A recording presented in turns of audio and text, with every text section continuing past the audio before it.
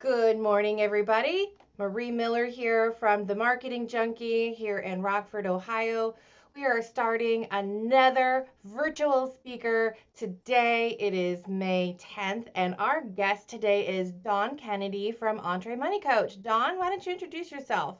Hey, good morning. I'm Don Kennedy. I live in Van Wert, Ohio, so about 20 minutes or so from Marie.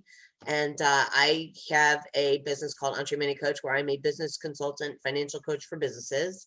And I also have a coffee business with my husband.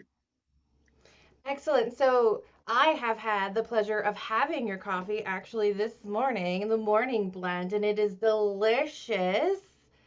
Oh my God, I'm adequately caffeinated today, so really excited to kind of talk about your business. So, for those that don't know what you do with Entre Money Coach, can you give like a little synopsis about what it is that you do?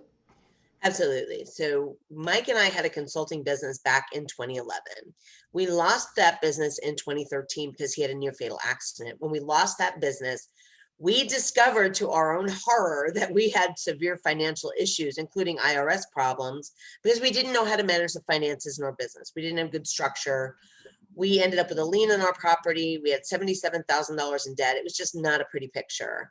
And we dug out of all of that and we learned a lot of things. And as I grew in business, and I also practiced as an attorney, so I worked as a consumer law attorney and I was helping other people with small businesses with their debts and issues. I actually developed a process and some structures that people put in their businesses to protect them from having these types of financial issues.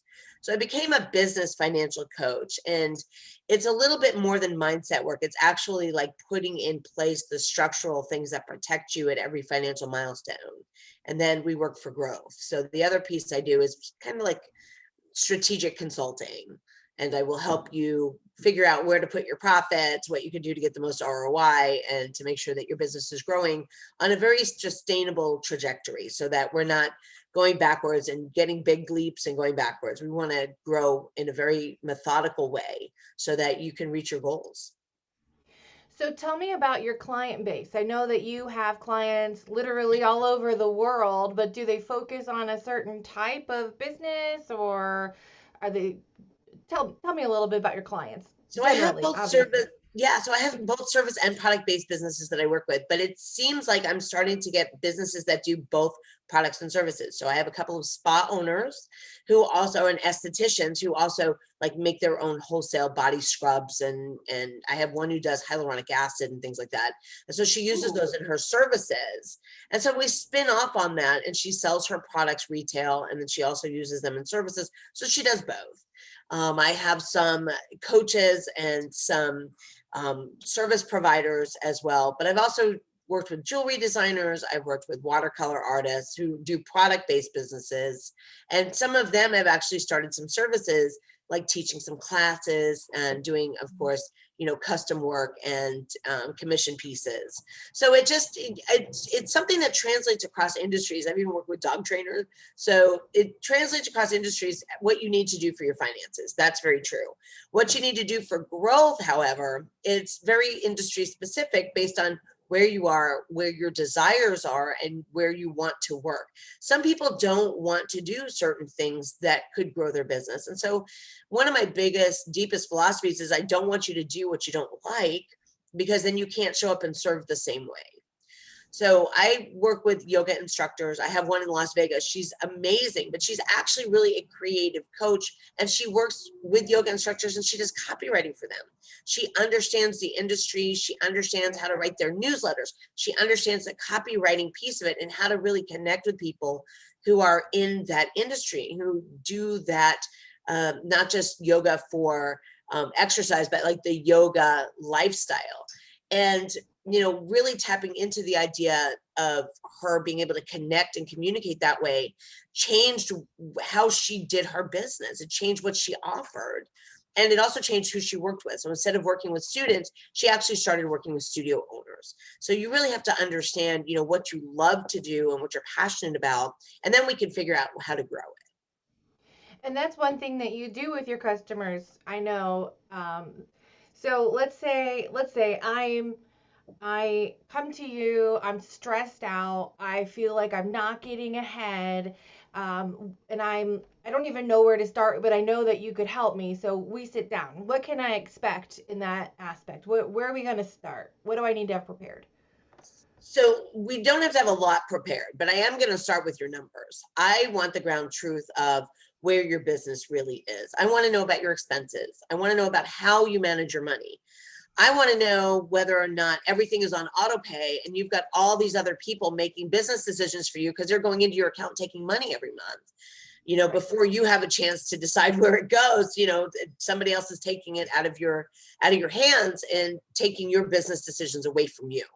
So I will look at those types of things first and really get a hard idea of, are you being profitable? What do your prices look like? Maybe you're working really hard and you're making a lot of sales and you're not making any traction because you're losing money. Maybe you didn't consider everything in your pricing model.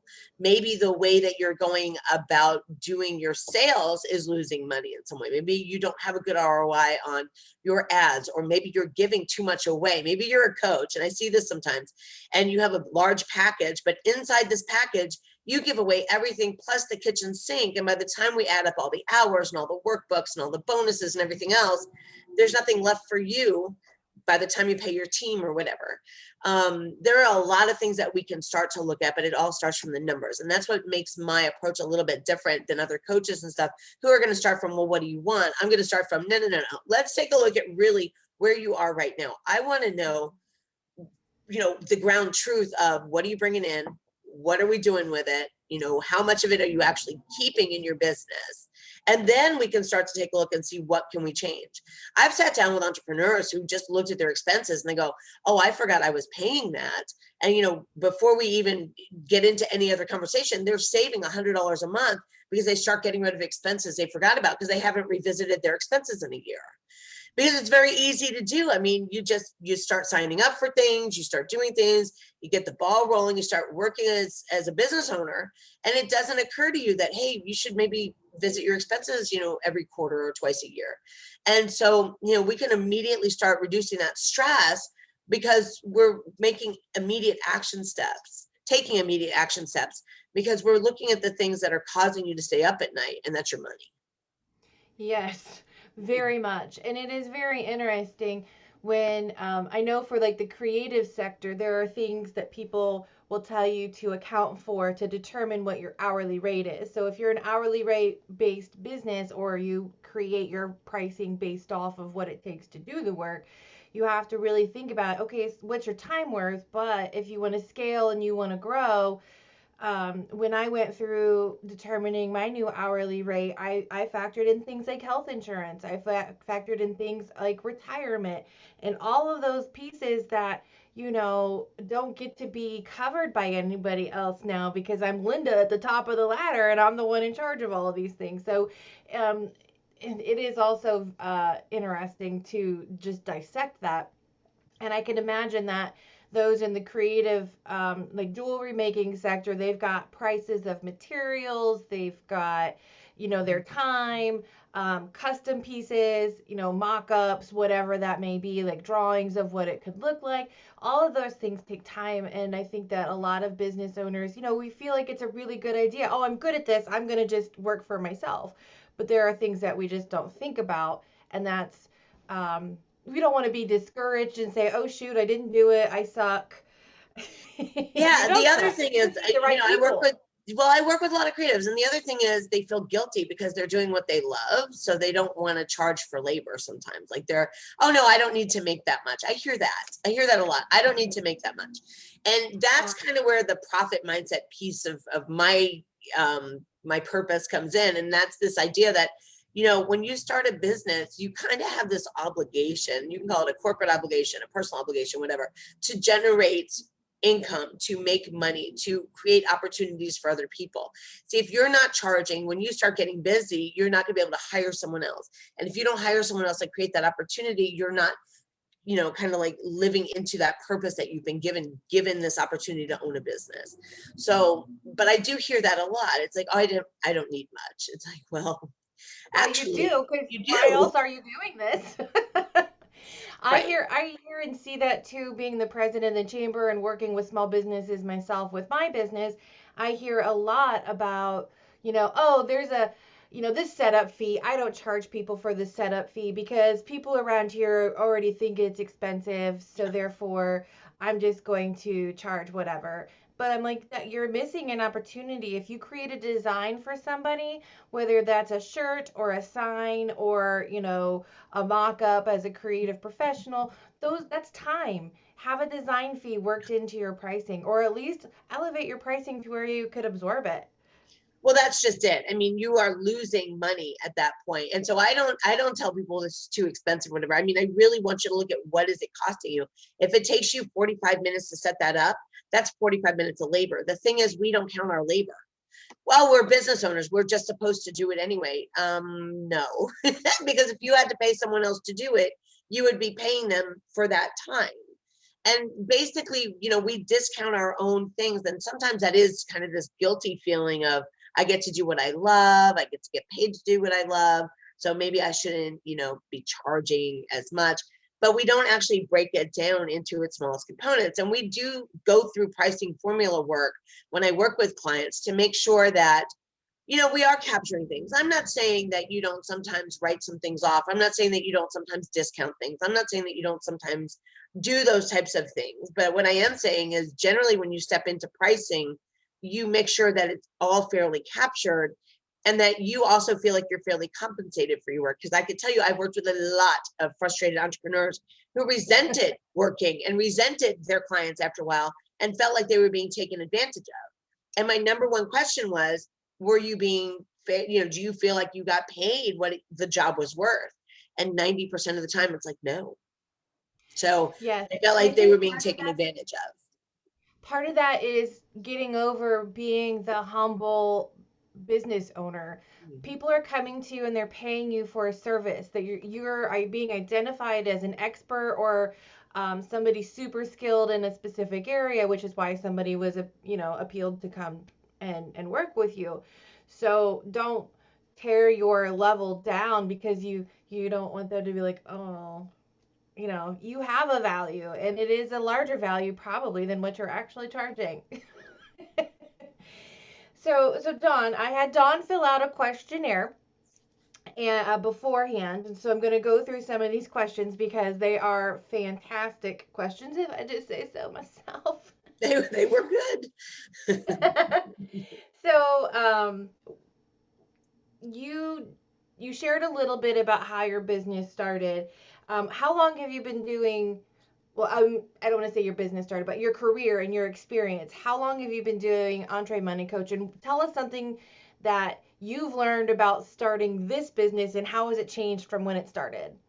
So I actually broke off, if you will, the financial coaching piece for businesses from my law practice because I was practicing law and coaching together starting back in 15, 16, 17. So I broke those off and it became Entre Money Coach back in 19. So not quite, but almost 2 years ago. And what I learned is I actually started doing a lot more online business. Now that was completely different.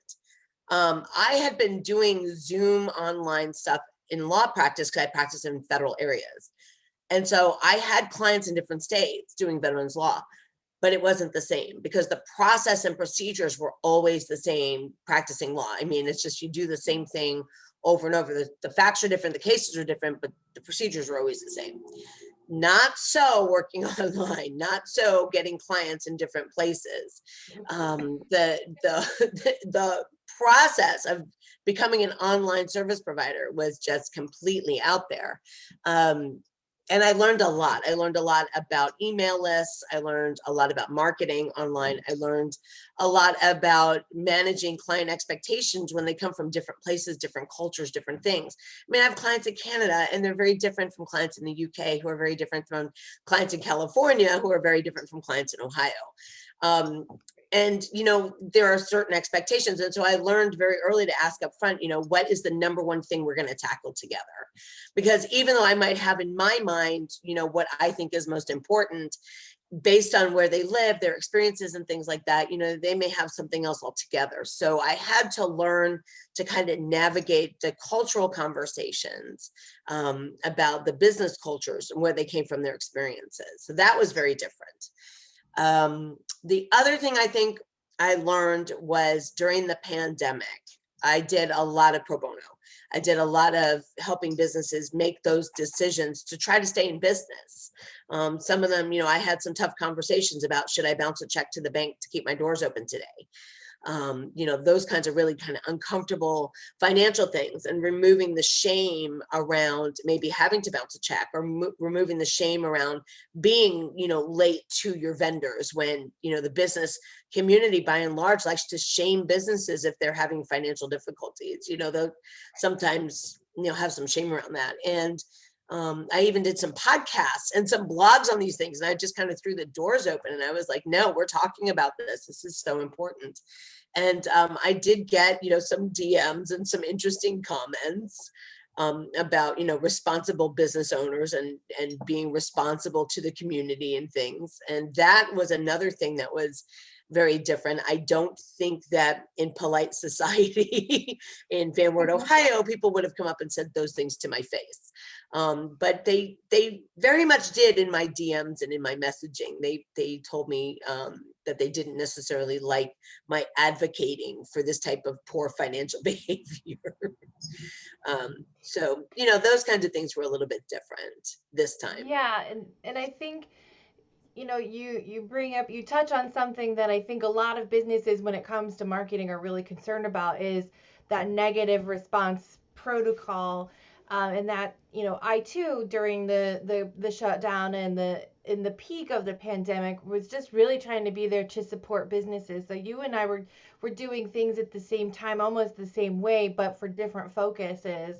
And the feedback that I got too was really interesting. Like, this isn't marketing. This is, very basic, blah, blah, blah. I didn't need to be a part of that. Or, you know, we're giving away information for free. And it may be that somebody is just starting a business and trying to figure out which way to go, and they're not financially stable, but this is where they're at now because they lost their job, and now they're taking this as an opportunity to start their dream. Um, I just love, I love it. I really do love, and I know my face doesn't show it right now, but I do love when there are situations where there's a reason to respond. Mhm. Whether that's a positive way, yay, thank you, I'm glad you enjoyed whatever it is that I did, or I didn't like that. Oh, I'm so sorry you didn't find value in that. How can we, provide more value to you? Right. And some people are just grumpy, and you know what? Right. They're gonna some people just don't have a clue. Right. I mean, I am very grateful for the business owners that don't have to make those tough decisions. I really Yeah. am. I mean, that is amazing if they don't end up in those situations. But for the ones that do, there were some people who felt kind of, I'm not in this by myself. I did have to make that decision. It was very uncomfortable. I'm glad we're talking about it. But yeah, we did have a couple of people who were just kind of like, you're encouraging really irresponsible behavior. Part of me just wanted to go, that's what I do. I'm a bad influence. It just, I don't know what else to tell Unfair you. Yeah, I don't know what else to tell you. But my job is to help small businesses keep the doors open and thrive, to grow and to go to the level of the vision of the owner. And some owners have a vision of making $60,000 a year, paying for dance lessons and vacations twice a year. That's their vision. I have some businesses I work with that want to do multi six figures a year, and they want to grow into a different vision.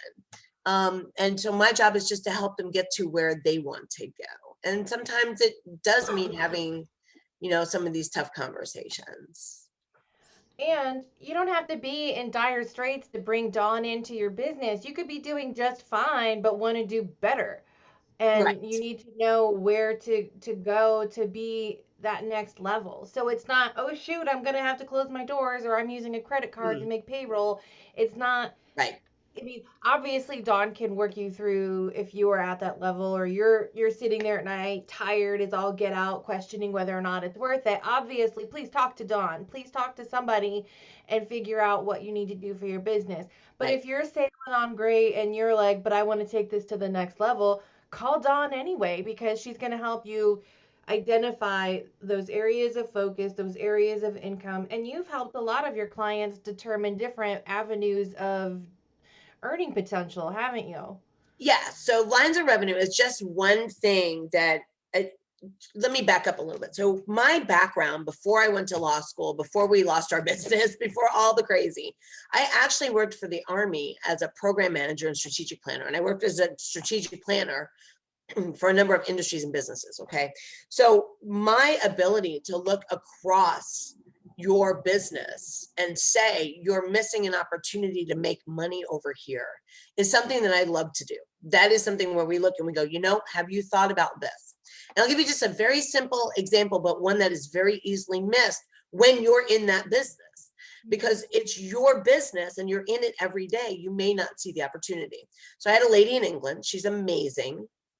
She makes handmade scrubs, lotions, and things, and she's 100% organic, all natural. She has a following. She only sells at flea markets. She does this part time, and she has a following. People love it. People absolutely love what she does. But she only sold one size, like 4 flavors, and that's what she did. All we did, she was like, I just need to make more sales because my stuff lasts almost a year, which means that she makes a sale and she won't make another sale for 12 months back to her same audience. That's not real great for cash flow. That's not real great necessarily to keep your business going. She's consistently having to find new clients all year long. What we ended up doing was we made a gift size. We made a gift basket size. We cut down the sizes. We put in a little basket, same 4 flavors. She went back into her audience that is in love with her products, and she started selling gift baskets, and we sold them for baby showers, and we sold them for all these other things. All we did was change the size. We changed the reason for people to buy the same thing from her in a different way. And boom, she started selling again to the same people and making more money. And then when she went to the flea market, she introduced the baskets and she was able to sell those as well. All we did was change the reason people bought from her. And we can do that for a lot of different businesses. We can give people other reasons to buy. And I call that just new lines of revenue or other reasons. And it can be consumer, it can be business, it can be lots of reasons, but we change the reasons people buy from you and we develop a strategy to do that. So smart. So smart. Don, you are a smart cookie. And while you were talking, you had said something early on in that story that reminded me I wanted to say and share this with our audience today is if you are in that position where you are ready to bring somebody in and show them your ugly financial stories and everything else, I'm going to tell you myself, and Don, you will just validate this, you're going to feel defensive. You're going to say, "Oh, well, this is why I did that," or this is, "Oh, I need to keep that. I can't get rid of that because this is I use it one time a year and I really need it when I use it." Or you're going to feel kind of protective because you've made those decisions on your own and you are the owner. But I'm going to tell you right now, Dawn's going to come in and she's not trying to be your BFF. I mean, you've hired her. She's going to discover ways to open up your income. I had an IRS lien on my house, though. I promise you, there's no judgment here. I've seen everything. But I mean, the IRS took and put a lien on my house for almost $30,000 back in 2014. Like, my husband had a near fatal accident. They sent us a letter saying, you are uncollectible because of this accident. Don't worry about it. And then the next thing I know, I get a letter from the clerk of the court that says the IRS put a lien on your property. And we open the letter and I'm like, oh my gosh, you've got to be like, we didn't get a hearing, anything. They could just move on your property. And so we get a letter that says uncollectible. And the next letter we get, like 5 months later, they had put a lien on our house. So we went from making over $200,000 a year to making 45 when I went back to work and Mike went into rehabilitation, and a lien on our house. I mean, there's nothing you can tell me that's going to make me judge you in any way. Right. And even if you come in with a box full of receipts or a handwritten ledger, there's whatever works for you. Like you teach people who hate Excel how to love business finances. Well, so we all have different ways we like to do business and different personalities for business. I still handwrite a lot of my stuff because I like to see it worked out on pen and paper. I do. I like to see it worked out that way. We use Excel also for some of the bookkeeping. I have an accountant. I don't do my own taxes. And we go and sit with we sit with my accountant when we have tax questions. I mean, we'll go make an appointment, we'll pay his fee, we sit down and get advice. I mean, you don't have to do it one way. You don't have to like QuickBooks and FreshBooks. I promise. You don't have to do it that way. You don't have to change who you are and the way you relate to money in order to be successful in managing your business finances. And here's the thing, you can have a bookkeeper. The only thing you have to do is control the money that comes in and tell it where to go and when and how much. And if that means just knowing what came in each week and what has to go out, that's powerful. What I see though is people put their heads in the sand and they don't know what's going in and out and everything's on auto pay, or the bookkeeper handles all of it. And you ask them, well, how much, what did you make gross last month? And they go, I don't know. And to me, that's a little too hands off as a business owner, because that's how people end up being embezzled by trusted employees who take thousands of dollars out of the business. Or that is how somebody makes a mistake in some way and the business ends up getting into financial trouble. Because the business owner just doesn't see that happen. And I've seen this happen a couple of times. And it's not anything on the business owner other than they trusted other people and they didn't realize the information that was so important they needed to know. So I'm over here and I've got my two monitors going. I'm watching our conversation. I'm seeing and moderating if there's any chat. Um, and Audra's tuning in this morning. So good morning, Audra. Morning. Glad you're tuning in. Now, for those tuning in, for those watching later, where can we find you online, and what kind of information will we find when we find you there? So you can go to entremoneycoach.com. So ENTREMONEYCOACH. So it actually is shortened for Entrepreneurs Money Coach. That is because most financial coaches are personal financial coaches, which I did for a number of years, but most of my clients all were owning businesses. So what happened is I started teaching entrepreneurs how to pay themselves regularly, how to pay their bills in such a way that they could take care of their personal finances, because they were able to then make a budget for themselves by taking regular paychecks, which is pretty foreign to some entrepreneurs who just kind of keep the leftovers. We actually want to be a little more intentional than that. So Entrepreneurs Money Coach, shortened to Entre Money Coach. There are free resources there. You can sign up to have a free call with me. I would love to, listen and see if there's something I can do to help you, whatever your question. I take questions, I answer them. There's a blog that drops every week. There's a podcast. And I also actually wrote a book on my process and my method called I think I have it over here. Well, I have the proof version, so yeah. it has Yep. Yeah, somebody did the cover for me actually. So I don't know who. I don't know. Somebody did the cover, so she got one of the only proofs that exist in the entire world. So it's called The Profit Accelerator for Small Business. But the entire book has the workbooks in there. It has the worksheets and things, and it'll walk you through the methodology. That could also help you, walk through the process of finding your numbers, understanding your profit margins, making business decisions. I think that's one of the biggest things is sometimes it's helpful to have someone in your pocket who can help you think through and make some business decisions. Because sometimes the decisions that you have to make are not great. In other words, you have to decide one between two things that just don't feel great or they don't feel really good. And, one might not be that much better than the other one. And sometimes as business owners, we freeze. And we think, well, if I wait another day or two, these bad business, options will get better. And sometimes they do, but a lot of times they don't. Sometimes we just have to make a stinky decision and keep going. I know, and the world's full of flat squirrels, so I'm a big promoter of making a decision, and if it's the wrong one, we'll figure it out later. Right, and you can always figure it out. That is the other thing. The one thing about business owners is we are the most resilient, and we are really very creative when it comes to problem solving. We really are.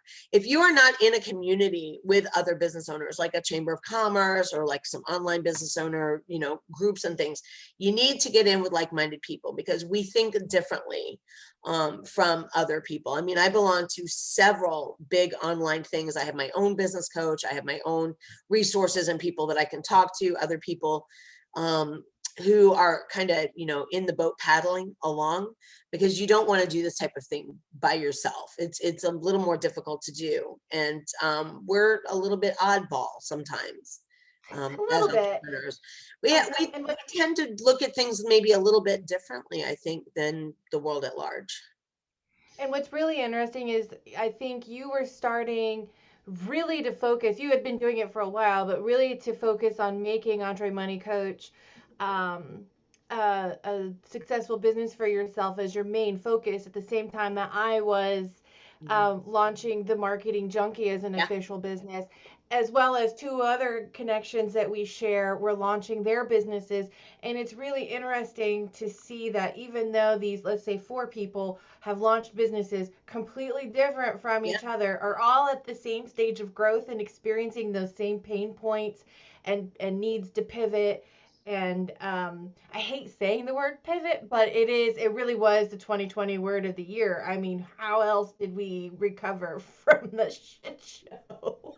That's true. But it was the strength of that willingness to pivot that kept so many businesses going. I mean, so many businesses turned on a dime and were able to find ways to continue to do business. It was amazing. It's a real testament to the creative power of decision making as a business owner. But For sure. yeah, So and we do. We have in the the growing pains. So, section of this video, I have added the free links and the freebies and the link to your website, so anybody watching this later can find those, and I'll drop those in the comments on YouTube as well. okay. Um, And then super. social. Yeah, I'm on Instagram and Facebook. Primarily on Instagram, actually, is where I like to hang out now. I never used to like Instagram a whole lot, but that's kind of where I Oh, am. Yeah. and I think that is a true testament of you going in and being a part of master groups and business coaching um, classes that will encourage you to try different things. I know that you were really aggressive with posting on Instagram stories and Facebook stories and doing video, and you had mapped out a big plan on what you were going to do to promote yourself. And it was an incredibly aggressive, amazing plan, but it went and led up to a you had a lot going on there in the last 6 months. You've launched a book, you've launched a podcast, you have Yeah. book marketing, you have podcast marketing, you're still in the process of getting your name out there. So what do you feel has worked and what do you feel hasn't and what are you going to do more of? So the one thing that didn't work, I mean, the one thing that didn't work was sometimes my plans didn't work. So in other words, I would map out this huge content strategy and I'd have all these things going on and I didn't leave room to be flexible. So I would go online and I would try to do something in a very mechanical way, something that wasn't inspiring or something that wasn't feeling very authentic or intuitive, and that didn't work. What did work was when I really sat down and I said, this is kind of the topic I want to cover. I'm not going to script it. This is the thing that I want to talk about. And it came through showing that, you know what, I kind of am an expert at this. I sort of know what I'm talking about. People are kind of responding to this. I'm getting good comments. I'm answering frequently asked questions instead of me going and creating this content sort of list that these are the things that I must cover. Instead of doing it that way, I actually started going, well, this is what people are actually asking. Um, because I, in some ways I felt like, okay, again, very left brain, very project management, very strategic planning oriented. This is the order we must do things. This is how we do these things. And that actually just didn't work. It actually didn't seem to resonate with a lot of people. People just had questions that came up in their own businesses. And so I started to answer frequently asked questions. I started doing a blog, I don't know, like a series called Financial Tips for, right? So I've done food businesses, Yeah. writing businesses, coaches, whatever. And it started resonating with people. It's like, oh, she's writing like top 3-4 tips for my industry and just my industry. And I started getting a lot of traction on those blogs, even though I had written blogs that were like the top 5 things you should do or the top 5 mistakes businesses make, and just started making it a lot more I don't know, personalized, I guess, for people. I would Approachable. say, I like the word approachable. yeah, Accessible, digestible is another word that I right, would use too. But it's and I think that's where a lot of people struggle when it comes to being online and using social media is and I do this for many businesses. I create content calendars under the impression that our goal is to stay top of mind. This right, calendar is not to create engagement unless we've actually discussed this is an engagement content strategy. right, But we know already by being marketers and business owners that Facebook does rank scheduled posts lower. So those in the moment, authentic, approachable posts that show what it is that you're doing and that you're the expert in whatever industry, those have more merit than whatever shared article you scheduled for next Thursday. right, right, And absolutely. another concern that business owners have is I don't want to create content just to create content. And I don't want to work with somebody that tells me I have to post 7 times a day at 3 p.m. when my audience is in a carb coma and they're scrolling through Facebook. And maybe that does work and maybe that doesn't. But unless you know who your audience is, how they respond, what they're actually looking for, why they're following you on social media to begin with, you can't Right, begin to build that relationship and strengthen it and encourage them to have the confidence to approach you on using your services. So right. kudos to you for being self-aware and pivoting, uh, enhancing, tweaking, whatever you want to call it. But um, I really like the content that you've been putting out. And Dawn does this on her own, guys. I'm not like I really like the content I created for you. Dawn No, does this you were instrumental in all the branding stuff. So let's just throw that out there. So you were instrumental in the branding. You did the book cover.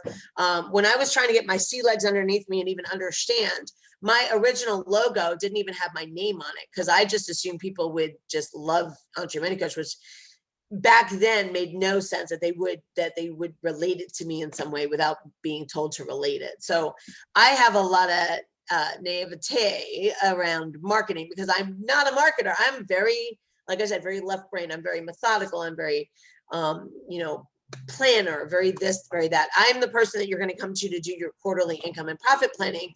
And we're going to, make sure that everything you do is profitable and put stuff on a calendar. That's when you come and see me. If you want me to tell you what's going to get engagement, I'm going to tell you find a fiance. That's about what you're going to get. Oh, that's good. You're so good. Well, this has been very educational and very, very fun. Don, you just know so much stuff. You are such an expert in your area and you're fun to talk to and you make it effortless. So hopefully you had some fun this morning too. I did. I Um, love talking to you. Yay, me too. Before we go, what is one piece of, I know you said you're a left brainer planner, logistical, linear kind of thinker, but what is one piece of marketing advice that you would give to another business like yours? Be consistent. Just be consistent. I'm going to say that the content itself can kind of be great, be not so great, be great, not so great.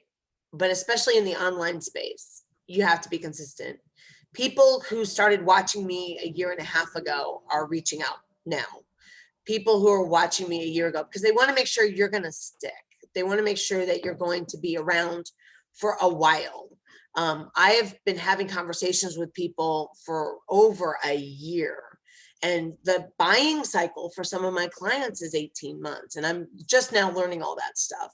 So be consistent, keep showing up, keep giving value. And, consistency doesn't mean every day, 3 o'clock, like you were saying, but just, be predictable in that you're not going to go and ghost for 2, 3, 4 weeks and then try to come back. I mean, Right. be consistent. Right. It's a relevancy and frequency are huge. And I think I just said this to somebody the other day. Yes, I would love for some business to come to me and give me their logo and all of their branding and their letterhead and all of the brochures and the print pieces and I want the whole thing, right? Because that's what people are going to see. They're going to see all those touch points. But more importantly to me is that we learn who our audience is and we just start where we are with what we've got and let's make it look as good as we can with the budget we have to grow so we can make it look better and function better and change and adapt as we need Yeah. to. But I think my parting thought for this video is going to be start where you are with what you have and just be ready to make a lot of changes. Yes. If it's not evolving, though, it's not growing, it's dying. I mean, that's really, that's the best way to think about it, is you should always be growing and evolving. It's not going to Perfect. look the Well, same. no, and if your business is, if you have a competitor that is in the same area as you, your story isn't going to be the same as theirs. So don't model, don't try to keep up with the Joneses. Mhm. Take care of what you're doing and what you want to do and how you're going to do it well, and then just push forward and focus on those people you're trying to help. So, Dawn, thank you again. I appreciate you. Again, Dawn, EntreMoneyCoach.com. Follow her on Facebook and Instagram under those same handles, Entre Money Coach. And I'll drop some links in the video below so you can easily find her. Dawn, thanks again. Thank you. Bye.